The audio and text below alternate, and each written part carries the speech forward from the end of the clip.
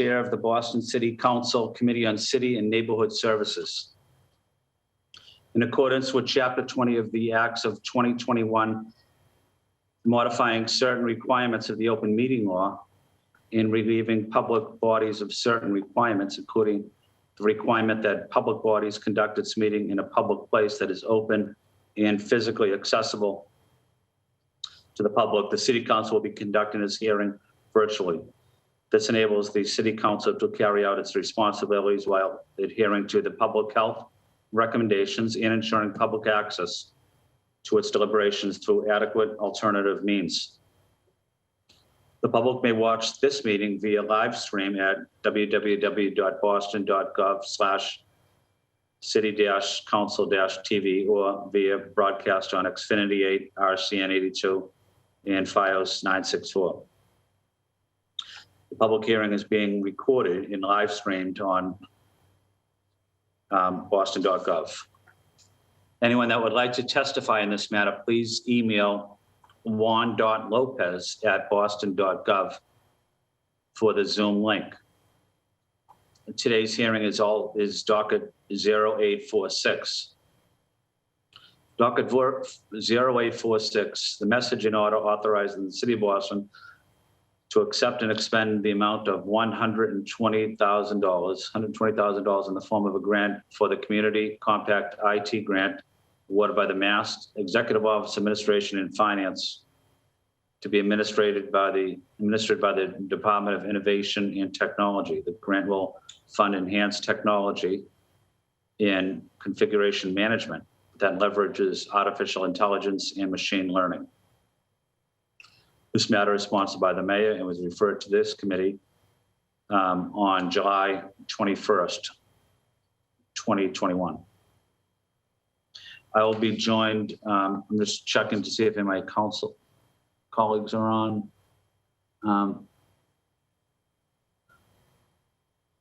At this time, I would like to recognize the panelists that are here, including David Ells, Chief Information Officer, City of Boston, and Michael Hamill is the Chief of Enterprise Application. I'm going to withhold my opening statement, and I want to go right to the testimony from David and Michael. David or Michael, not sure who wants to start first, but want to give both of you the opportunity to provide an opening statement. Tell us about the $120,000 grant and tell us what the reason, how the money will be spent as well. Absolutely. Good morning, Chairman Flynn, and to any of the City Council members joining us this morning. Thank you for the time this morning to go over docket 0846. With the approval of this funding, the Department of Innovation and Technology, DO-IT, can continue our critical core mission of delivering reliable, resilient, and redundant systems and applications to our end users and residents. The target of this funding is to continue to develop deeper level of monitoring around our core applications and core critical services that we deliver to our end users and Bostonians every day. With that, I'd really like to yield the floor over to Michael Hamill, my Chief of Enterprise Applications, who has been running point on the Community Compact grant on my behalf for his opening remarks. And after Michael Hamill, we'd be glad to take any questions that you may have. Excellent. Thank you, David. Thank you, David, for being here. And thank you, Michael, for being here. Michael, you're up next. Great. Well, thank you, Chair Flynn, and thank you, Chief Elgis, for the opportunity to discuss this important initiative. The city has been offered that $120,000 grant by the Commonwealth through the Community Compact IT program. It's a program that provides one-time capital funding for technology initiatives. Service delivery is really at the core of everything that we do and DO-IT. And throughout the pandemic, that's really highlighted the importance of delivering consistent platform availability, not just for our employees, but also for the public. And through this project, we're really looking to support this one-time opportunity to accelerate the deployment of more advanced technology monitoring and management tools. So it's really about leveraging new technologies that are rapidly becoming industry standard to put us into a more proactive rather than reactive posture. For instance, it's not just, historically it's sort of knowing about how much memory you're using on a server, right? And where we're trying to go is not just know how much memory is on the server, but really understand the experience of that person in the public who's trying to apply for a permit, or taking advantage of machine learning so that we can sort of flag, a transaction that was taking a few seconds yesterday that might be taking a minute today. How do we get that intelligence to proactively address an issue before it's felt by our end users, whether they're internally or in the public? At the end of the day, it's really about improving our ability to get the right information to the right people at the right time. These systems collect a lot of system performance data. And one of the biggest challenges facing IT organizations everywhere is really the ability to separate the important insights from the noise. And these tools really help us to narrow down that data so that we're focusing our energy on the places where we're able to intervene and provide better service rather than spending a lot of time, sort of focused on the noise. So this is an initiative that's really well aligned with our larger priorities of getting more consistent, getting more secure, becoming sustainable. And we're excited at the opportunity to potentially move forward with this project, and happy to take on any questions that you might have. Thank you, Michael. Michael and David, I think you both mentioned it's a one-time grant, $120,000. I just want to, as I present this to my colleagues, can you explain to me, so if I have any questions when I'm presenting this to my colleagues, artificial intelligence. Can you explain that term as it relates to this grant? Yes. So sort of in the world of this monitoring initiative, it's really about, so it's sort of the example that I was giving about the time of a transaction. So what the artificial intelligence can help us to do is notice these sort of small changes that we might not, like as humans with so much information, we might not be able to detect. So really it's looking at,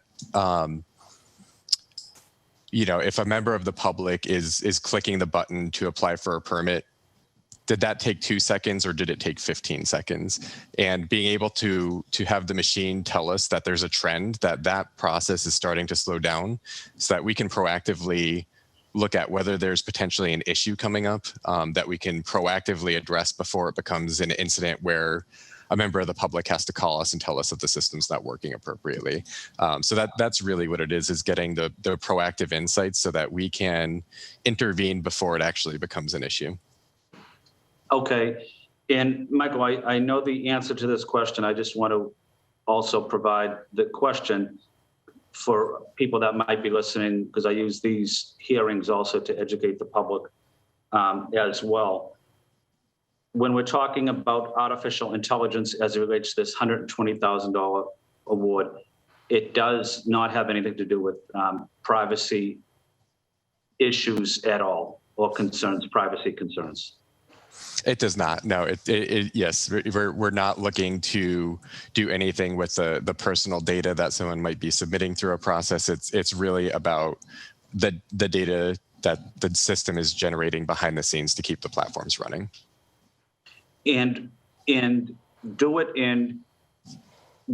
knows that there might be a transaction that might be taking a little longer than traditional law, that could be, that usually it could take. So this would obviously, knowing that information and improving it would also improve basic city services, the way residents conduct business with the city over the internet, and it will streamline and help the city workers, but it also help residents get faster results. Is that accurate to say? That is absolutely accurate. Okay. And maybe, I know you provided one example, Michael. Can you, just for the people that might be listening, can you break it down a little bit? Machine learning. Tell us about that again. I know you provided the definition, but just give it to us again, just so that we all can be clear on that. Yeah, sure. So, the machine learning is in the context of this project is, it's really about taking those insights, having the computer system itself be able to analyze that system data over time, to really understand, what is normal and what's an anomaly. So as we get this machine learning, it might not get everything 100% right in terms of flagging things. It might, it might flag some things that, that we might look at and it wasn't an issue, but it can take it from, we might have 30 things a day that we're trying to look at, and it might help us narrow it to the 3 things that are really anomalous, so that we can focus our energy in the right places. But it's really about taking these large amounts of data, and being able to help us understand sort of the anomalous things that are happening within these large amounts of data that we're producing. And another sort of aspect of this is,